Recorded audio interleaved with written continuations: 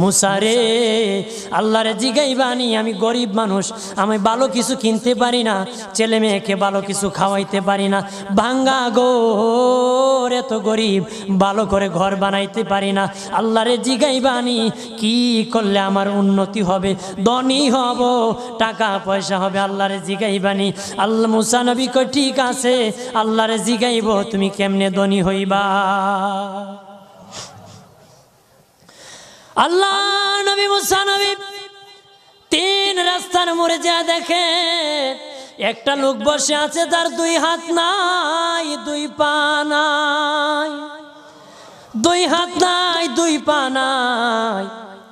ওই লোক ডাক দিয়া কয়, মুসা রে, জীবনে কোনোদিন নিজে হাঁটতে পারি নাই, নিজ হাতে খেতে পারি নাই, কেউ খাওয়াইলে খাই, নতুবা উপবাস থাকি, বৃষ্টি আসলে ভিজি, সেখানে আমি আবার